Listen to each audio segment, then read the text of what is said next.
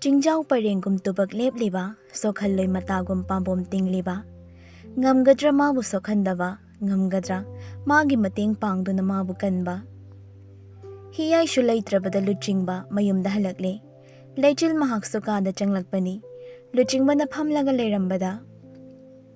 Karamba matamda lakpiramiba, khangjaudre. Ado, diamond gido yamthuna mangan bikro. Hoi, piro. Leichil jangsin khiduna magi godres hangduna yauramliba locker machada hangnaba laknari. Luchingba thurab. Khara thuna toro leichil.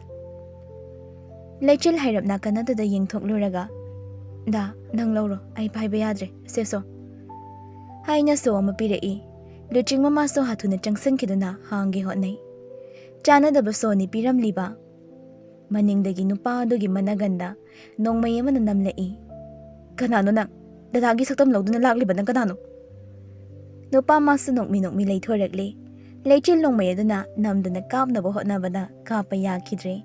Sakti ado angagpani. Nang di mato karam na khangliba. Kay gikangloy diba? Ay sender ni. Nupa ado leichil mahagpo yeng na i. Oh, CD. Ay silay wag yung pari. Diamond chida nati. Baby macha siso. Higi yoidoraba.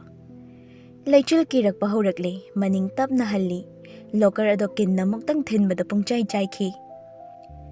Leichil che na bahot narakpada, luching bagi saglon lauriba, magi maningdagi, mari mayam panthoraktuna, Leichil mahaki makhong tap yet kre.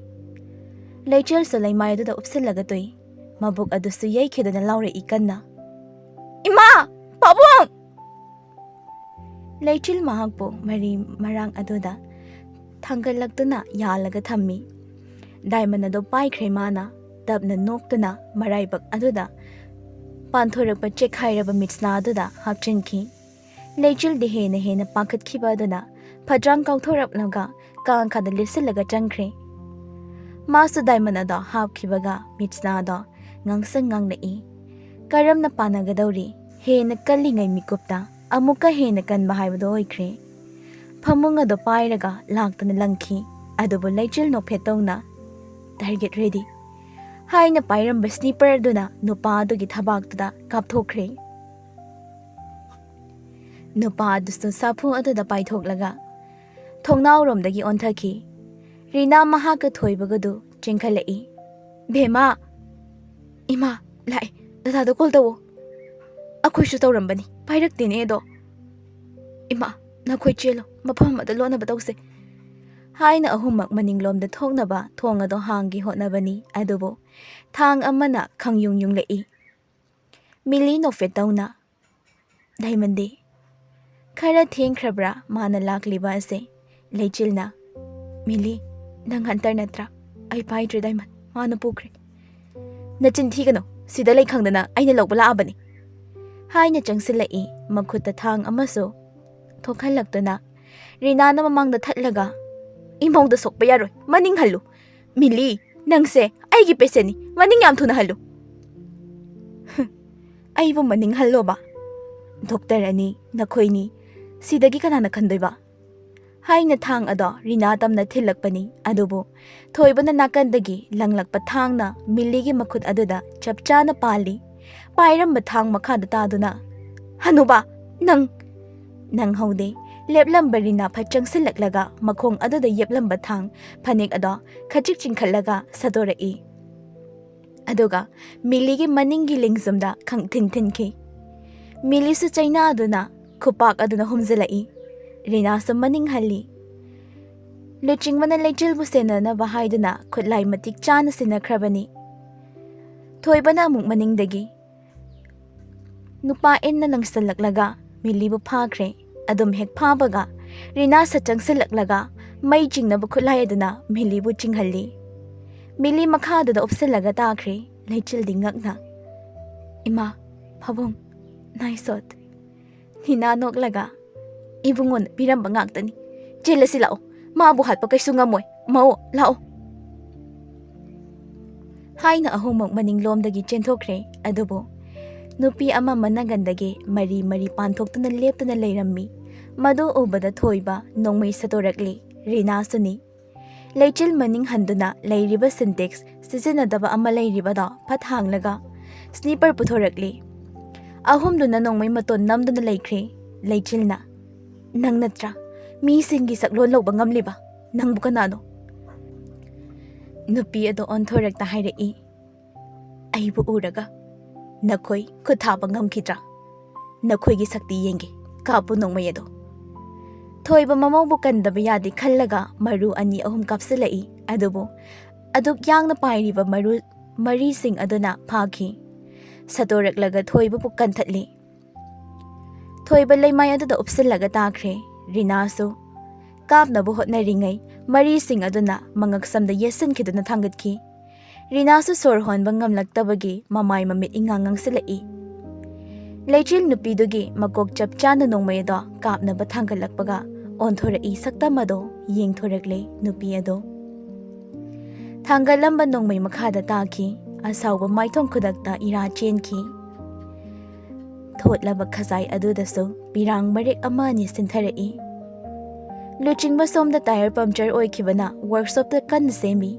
Diamond ado phangkhre chatkhiba yarabani nupi ado adubu leichil magi puknungda yauriba angang ado amuk pamlakpani maramdi achambana loi khangbana angang adubu pukhiba natraga mama mabu hatlamba ani asinatta upay ama leite karamba khankrabano pirangtana thumhatliba nupi ado mari aduna yasillaga laksankhre nupi mado thamoi shokna now nangdi irik nokfet tawduna thazadabra ngasi chegi ipong numitsida surprise bigina thamlakpa pire ipam pamdabra leichil kaptuna nangna tawribase kaino na mataw karamna nang aisu khangde oininglaga oibasu nate adubu oiramlabanina aiga chatlase iche ema oirubana khajikti nungshi hatpasa ngamdong mande aduna angangse lawrage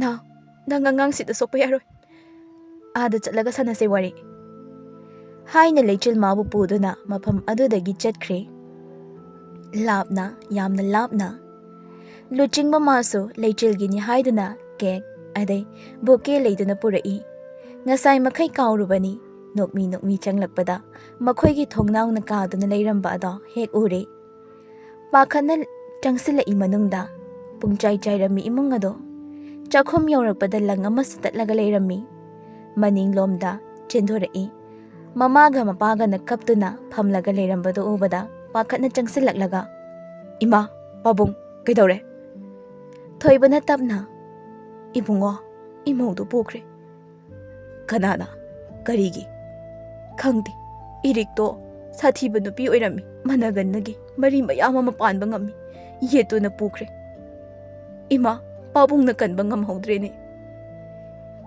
luchingba makhada kunthairaklaga ima rinaso ima hoi lale thoiba ima hoi lale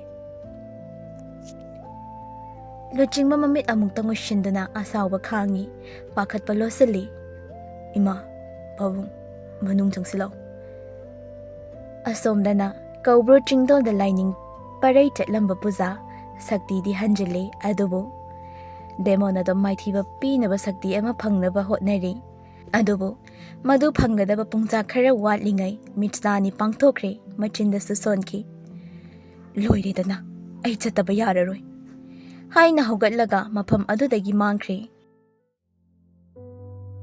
police station nadi loinana akhoina nate haibani sir thilli khoibu thadokpiyo please sir managangi mami ado nganglakpada khangle loya mabu kaure haiba police aduna mama sina su kabliba si udabra nakhoi anigi location numit adugi thodok adu thokpa matamda chapchana phangki masi noina nate haidoira leisnana marupne haibani mana phone tawrapagi akhoi lakchabani akhoi bu thadokpiyo sir thengni sir masi machinji khumine hei tabra ani se manung thamu loyana sir please nang kana oirigi hekta thajagadam nate aigi nupine aiga koinari si haidi yaraba police aduna khupak aduna loyagi mamaida thajalai nachinga khummadana Nakhoi soidan tawri wamni dudi. Wahai aduda loyaga leisnaga yengnaduna onthoraki. Inspector aduda sa onsinduna. Sorry sir. Kaigi sorry. Leisna pocketagi sticker ama puthoraklaga napsankre. Police ada mai chinglaga wakhal mangna leimaida haithaki. Leisna bol macham puthoraklaga langthorakle. Adum hek langthokhibaga maikhuna station pumba mamki. Police mayam ada chloroform yaoraba maikhudna loina wakhal mangki. Loyaga leisnaga marks amamam uptuna thokre. Asomdana leichil mahaku phaduna pukhibada mangduna pubana siroi chingtamna pukhi lapnasu. Mabu mapam amada thamlaga irik phamduna lei. Leichil di punkrabani. Ma saurap. Irik nangna tawribase kaino? Imaso. As hoi imaso aina hatkre. Mana khangkraba ada cheda phone tawni haina tawrapadugi aina hatpani. Singaiko nangdi nungsi. Che aduna hatlaroi. Nangi puknungda yauriba thawai asa manghalani. Pung 12 mungtaba ngaidoribani ngasigi. Aduga leiriba demon sing, hunter sing, witch, wizard aina loi hatlani. Leichilna aduk pukchil bigpa. Nangai bu chawna ba yoklakliba imabu karisu khandana nangna. Nang aina tukachay. Imabu hatpa ngamba nangbu karigi aidi hatpa ngamloidoriba. Halo, aisu halo la. Aina hatoi sa sakti leiba khaktani. Nangdi leitri mi chamoli. Angang sa soklabasu nang hunter oiraroi. Poklabasu nang hunter oiraroi. Aduna thadoklani nangdi. Haina mamit ado on kibaga male masda leiriba demon khara ado siroi tamna lakre. Luchingmadadi phanglakte manin manusu phanghan kidabani. Irikna nangna khanjana ribada ai haige taw. Thaina hakiba earthquake da miyamna thijanaribada ai lakpagini. Laibak thibasu namaduna aigi lambida hek thatki. Aishu mina udanabag ni thawaigum maningum lakpani. Adubu namado conceive oirimali. Aduda isu changsankibani. Namagi naralni. Aisu phajan bangamda khamdongna changkibano khangaude. Irai laina loishanba yarabani. Ado piksak piklingaidagine amuk hawali aduini. Ningsinglai mama ado thabak chatkhraga matang matam chadana angang ado thasuda pokhibani. Haina khibani mayamna mana thoina khankhide. Leichilna adobu nangisu namani nangna hatpa. Wayam ngangano. Lan tawramdaigine energy se amta khomgige. Haina leichilbu munna yenglai. Leichil maso adum gyan mangki. Loyana leichil da phone tawrakpada luchingmana pairai. Loyana Leichil demon sing na phakri. Noi nahan ki hunter sing do natra.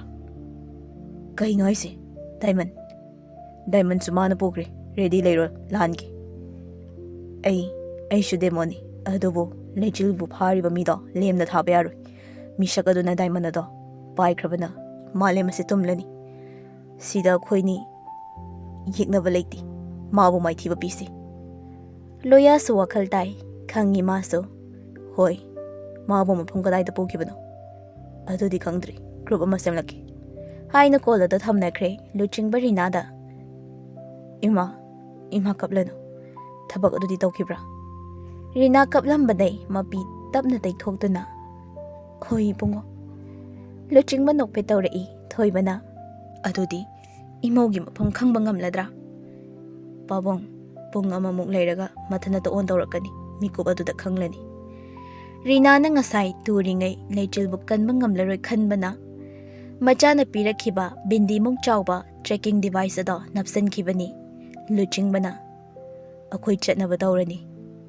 Mamkre hujik adubu mi khara wali pabung mafam aduda ma khaktadi leiramoi. Akhoi leiri imo bu kanba lakani akhoi lakani. Wari ase leichil khaktagi nati. Malem prithibhi asida leiriba miyoi shingini. Pabung hoidi laanu. Hairam laga thoklakle Rinana tanaraga manam nami.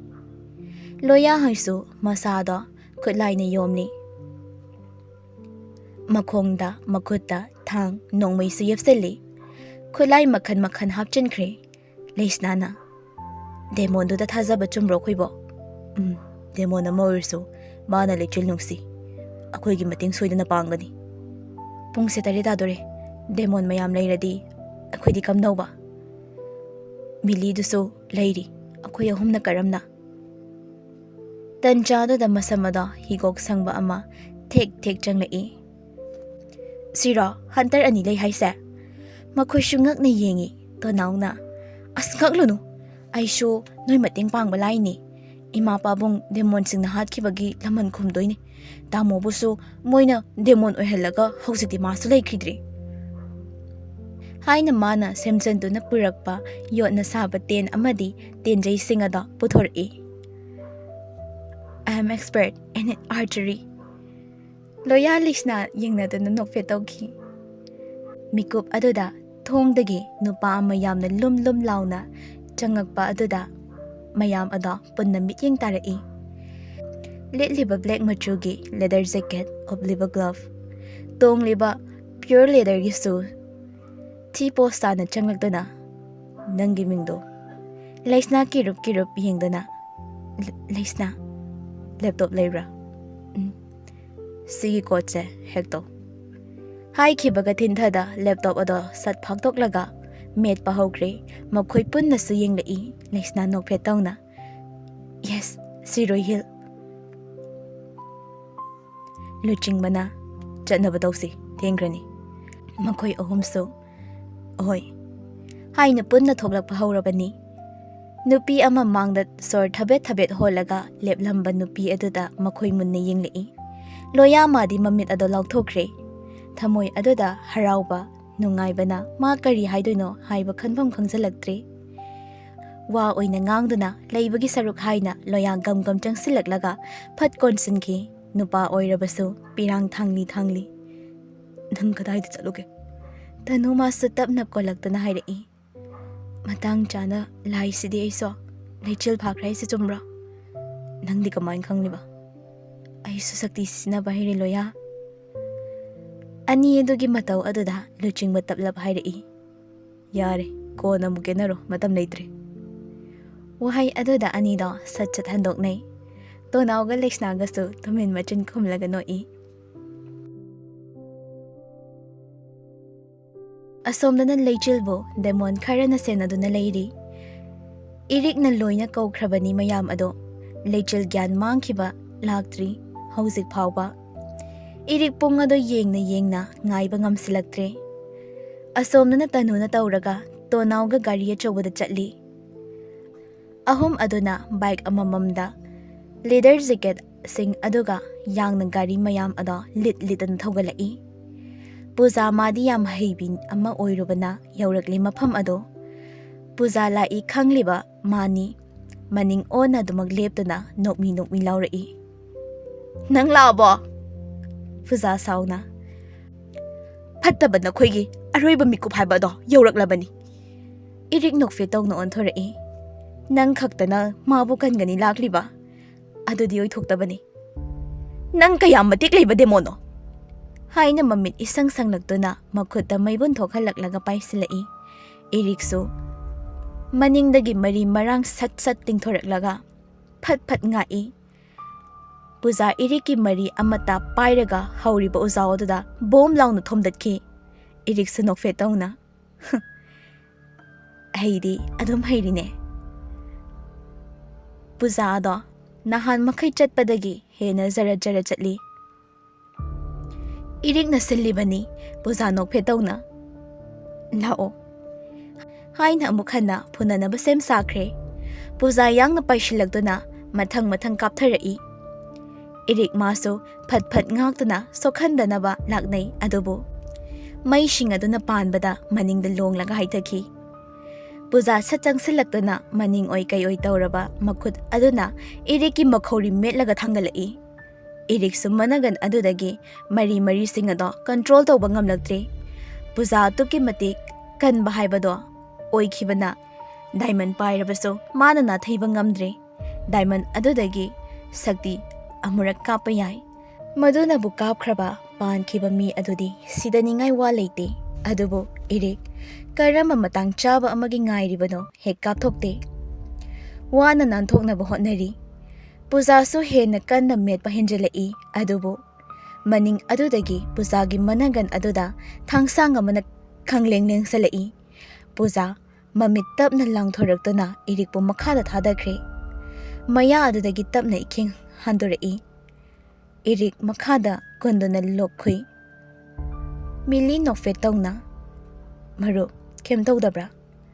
ꯏꯔꯤꯛ ꯅꯣꯛꯐꯦꯠ ꯇꯧꯅ ꯃꯔꯤꯁꯤꯡ ꯑꯗꯨꯅ ꯃꯤꯂꯤꯕꯨ ꯃꯅꯤꯡꯗꯒꯤ ꯂꯦꯡꯂꯛꯏ꯫ ꯃꯥꯁꯨ ꯇꯞꯅ ꯍꯧꯒꯠꯂꯒ ꯍꯥꯏꯔꯛꯏ, "thank you ꯃꯇꯦꯡ ꯄꯥꯡꯕꯒꯤ, ꯍꯧꯖꯤꯛꯇꯤ ꯅꯣꯏꯒꯤ ꯃꯇꯦꯡ ꯂꯧꯗ꯭ꯔꯕꯁꯨ ꯌꯥꯔꯦ" ꯍꯥꯏꯅ ꯃꯤꯂꯤ ꯃꯍꯥꯛꯀꯤ ꯁꯛꯇꯤ ꯄꯨꯝꯕ ꯃꯔꯥꯏꯕꯛ ꯑꯗꯨꯅ ꯆꯤꯡꯁꯤꯟꯗꯨꯅ ꯃꯈꯥꯗ ꯕꯣꯞ ꯊꯥꯗꯈꯤ꯫ ꯂꯩꯔꯤꯕ ꯗꯦꯃꯣꯟꯁꯤꯡ ꯑꯗꯨꯗꯒꯤꯁꯨ ꯃꯥꯅ ꯆꯤꯡꯁꯤꯜꯂꯛꯄꯗ ꯃꯊꯛꯂꯣꯝꯗ ꯂꯣꯏꯅ ꯄꯥꯈꯠꯇꯨꯅ ꯏꯔꯤꯛꯇ ꯂꯣꯏꯅ ꯆꯪꯂꯛꯏ꯫ ꯄꯨꯖꯥ ꯃꯈꯥꯗ ꯑꯣꯟꯗꯨꯅ ꯂꯩꯔꯝꯕ ꯇꯞꯅ ꯇꯞꯅ ꯁꯟ ꯁꯥꯔꯒ ꯆꯪꯁꯤꯜꯂꯛꯇꯨꯅ ꯏꯔꯤꯛꯀꯤ ꯃꯈꯣꯡ ꯑꯗꯨꯗ ꯄꯥꯏꯔꯒ ꯍꯧꯒꯠꯅꯕ ꯍꯣꯠꯅꯔꯛꯏ꯫ ꯑꯗꯨꯕꯨ ꯏꯔꯤꯛ ꯅꯣꯛꯐꯦꯠ ꯇꯧꯅ, "ꯆꯠꯂꯣꯅꯦꯀꯣ, ꯕꯥꯏ ꯕꯥꯏ" ꯍꯥꯏꯔꯝꯂꯒ ꯄꯨꯖꯥꯕꯨ ꯃꯔꯤꯁꯤꯡ ꯑꯗꯨꯅ ꯊꯤꯟꯗꯠꯈ꯭ꯔꯦ꯫ ꯄꯨꯖꯥ ꯇꯞꯅ ꯋꯥꯅ, "ꯅꯪꯅ ꯉꯝꯕ ꯑꯣꯏꯊꯣꯛꯇꯕꯅꯤ. ꯅꯪꯒꯤ ꯁꯛꯇꯤ ꯅꯨꯡꯁꯤꯕꯒꯤ ꯁꯛꯇꯤꯒꯤ ꯃꯥꯡꯗ ꯑꯔꯦꯝꯕꯅꯤ" ꯍꯥꯏꯔꯝꯂꯒ ꯊꯋꯥꯏ ꯑꯗꯣ ꯃꯐꯝ ꯑꯗꯨꯗ ꯊꯥꯈ꯭ꯔꯦ꯫ ꯂꯩꯆꯤꯜ ꯃꯥꯁꯨ ꯒ꯭ꯌꯥꯟ ꯂꯥꯛꯄꯒ ꯇꯟꯖꯥ ꯆꯥꯈꯤꯕ ꯃꯤꯀꯨꯞ ꯑꯗꯨ ꯊꯣꯛꯂꯦ꯫ ꯀꯟꯅ ꯂꯥꯎꯗꯨꯅ, "ꯏꯔꯤꯛ, ꯅꯪ ꯑꯗꯨꯃꯥꯏꯅ ꯇꯧꯒꯅꯨ! ꯆꯦ ꯄꯨꯖꯥꯕꯨ ꯅꯪꯅ..." ꯂꯩꯆꯤꯜ ꯈꯥꯅ ꯌꯦꯡꯂꯛꯏ꯫ "ꯅꯪꯅ ꯑꯩꯒꯤ ꯏ ꯃꯔꯤ ꯑꯣꯏꯕꯅ ꯑꯩꯅ ꯈꯨꯠ ꯊꯥꯕ ꯉꯝꯗꯕꯅꯤ." "ꯑꯩꯒꯤ ꯈꯨꯠ ꯊꯥꯗꯣꯛꯑꯣ! ꯅꯪꯒꯨꯝꯕ ꯐꯠꯇꯕ ꯑꯃꯅ ꯏ ꯃꯔꯤꯅꯤ ꯍꯥꯏꯗꯨꯅ ꯑꯩꯅ ꯈꯛ ꯍꯤꯡꯍꯟꯗꯨꯅ ꯊꯝꯕ ꯉꯝꯂꯣꯏ꯫ ꯏꯔꯤꯛ, ꯈꯨꯠ ꯊꯥꯗꯣꯛꯑꯣ!" ꯏꯔꯤꯛꯁꯨ ꯈꯥꯅ ꯌꯦꯡꯂꯛꯏ꯫ ꯑꯅꯤꯃꯛ ꯌꯥꯝ ꯈꯥꯅ ꯑꯃꯅ ꯑꯃꯕꯨ ꯍꯥꯠꯅꯒꯗꯕꯩ ꯃꯑꯣꯡꯗ ꯃꯃꯤꯠ ꯀꯨꯞꯇ ꯌꯦꯡꯅꯔꯤ꯫ ꯃꯥꯁꯨ ꯐꯠ ꯆꯪꯁꯤꯜꯂꯛꯂꯒ ꯏꯔꯤꯛꯀꯤ ꯃꯈꯧꯔꯤ ꯇꯥꯞ ꯃꯦꯜꯂꯛꯏ ꯃꯆꯤꯟꯗ꯫ "ꯀꯔꯤꯒꯤ ꯄꯨꯡ 11 ꯉꯥꯏꯕ? ꯅꯪ ꯌꯥꯎꯅ ꯍꯥꯠꯄ ꯇꯥꯔꯦ" ꯍꯥꯏꯅ ꯃꯔꯤꯁꯤꯡ ꯑꯗꯨꯅ ꯌꯦꯠꯁꯤꯟꯈꯤꯗꯨꯅ ꯊꯥꯡꯒꯠꯂꯛꯂꯒ ꯂꯩꯆꯤꯜ ꯃꯥꯒꯤ ꯃꯕꯨꯛꯇꯒꯤ ꯃꯅꯤꯟ ꯑꯣꯏ ꯆꯤꯡꯊꯣꯛꯄ ꯍꯧꯔꯛꯂꯤ꯫ ꯂꯩꯆꯤꯜꯁꯨ ꯁꯥꯎꯅ ꯑꯃꯁꯨꯡ ꯆꯩꯅꯥ ꯈꯥꯡꯅ, "ꯑꯩꯒꯤ ꯈꯨꯠ ꯊꯥꯗꯣꯛꯑꯣ ꯏꯔꯤꯛ!" ꯏꯔꯤꯛ ꯅꯣꯛꯇꯨꯅ, "ꯂꯥꯟ, ꯉꯁꯤ ꯂꯣꯏꯔꯅꯤ. ꯗꯦꯃꯣꯟ ꯍꯟꯇꯔꯒꯤ ꯉꯁꯤꯅ ꯑꯔꯣꯏꯕ ꯑꯣꯏꯁꯦ. ꯑꯃꯨꯛ ꯍꯟꯅꯁꯨ ꯁꯣꯛꯅꯔꯔꯣꯏ." ꯂꯩꯆꯤꯜ ꯇꯞꯅ ꯒ꯭ꯌꯥꯟ ꯃꯥꯡꯂꯛꯇꯧꯔꯦ꯫ ꯃꯅꯤꯟꯁꯤꯡ ꯑꯗꯣ ꯏꯔꯤꯛꯇ ꯄꯥꯏꯁꯤꯟꯕ ꯍꯧꯔꯛꯂꯕ ꯃꯤꯀꯨꯞ ꯑꯗꯨꯗꯅꯤ ꯄꯥꯏꯁꯤꯜꯂꯛꯄ ꯇꯦꯟꯖꯩ ꯑꯃꯅ ꯃꯈꯨꯠ ꯑꯗꯨꯗ ꯈꯪꯌꯨꯡ ꯌꯨꯡꯈꯤꯕ꯫ ꯑꯃꯨꯛꯁꯨ ꯑꯅꯤ ꯑꯍꯨꯝ ꯄꯥꯏꯁꯤꯜꯂꯛꯏ꯫ ꯃꯔꯨ ꯑꯗꯨꯅ ꯃꯔꯤꯁꯤꯡ ꯑꯗꯣ ꯐꯗꯠ ꯐꯗꯠ ꯀꯟꯊꯠꯈꯤ꯫ ꯃꯔꯤꯈꯛ ꯄꯥꯜꯂꯝꯕꯅ ꯂꯣꯏꯅ ꯇꯠꯇꯨꯅ ꯂꯩꯃꯥꯏꯗ ꯀꯦꯟꯈ꯭ꯔꯦ꯫